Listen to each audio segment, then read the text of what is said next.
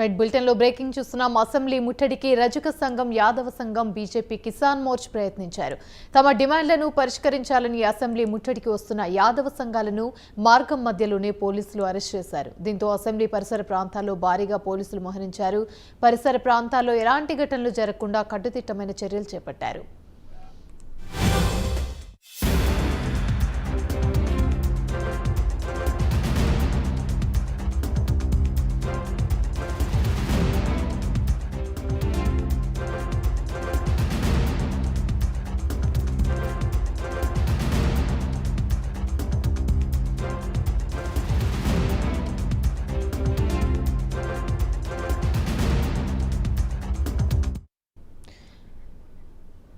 Assembly ముట్టడికి రజక సంఘం, యాదవ సంఘం, బీజేపీ, కిసాన్ మోర్చ్ ప్రయత్నించింది.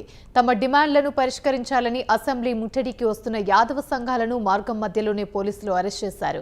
దీంతో అసెంబ్లీ పరిసర ప్రాంతాల్లో భారీగా పోలీసులు మోహరించారు. పరిసర ప్రాంతాల్లో ఎలాంటి ఘటనలు జరగకుండా కట్టుదిట్టమైన చర్యలు చేపట్టారు. దీనిపై మరింత సమాచారం మా ప్రతినిధి సంపత్ అందిస్తారు.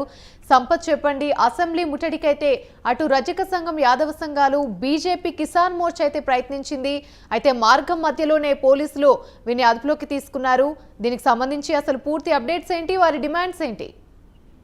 యావని అసెంబ్లీ సమావేశాలు జరుగుతున్నటువంటి సమయంలో ఈసారి బడ్జెట్ లో కానీ గతంలో బడ్జెట్ లో ప్రభుత్వం ఇచ్చినటువంటి హామీలను నెరవేర్చడంలో పూర్తి స్థాయిలో ప్రభుత్వం విఫలమైందని చెప్పేసి యాదవ సంఘాలు, గొల్ల కుర్మ సంఘాలు, తర్వాత రజక సంఘాలు, బీజేపీ, కిసాన్ మోర్చాలు మూడు కూడా ఈ రోజు అసెంబ్లీ ముట్టడికి పిలుపునిస్తే ముందస్తు చర్యల్లో భాగంగానే పోలీసులు ఆయా ప్రాంతాల్లో భారీ భద్రతను బందోబస్తు ఏర్పాటు చేశారు. అయితే ఉదయం ఒకసారి వచ్చినటువంటి ఈ ఎవరైతే ఆందోళనకారులు ఉన్నారో వాళ్ళని మొదటి దఫా 11 గంటల ప్రాంతంలోనే పట్టుకోవడం జరిగింది. దాని తర్వాత మళ్ళీ ఒకసారి 2 గంటల ప్రాంతంలో ముట్టడికి వాళ్ళు వచ్చినటువంటి నేపథ్యంలో అసెంబ్లీ గేట్ దాదాపు పబ్లిక్ గార్డెన్స్ వరకు వాళ్ళు వచ్చారు.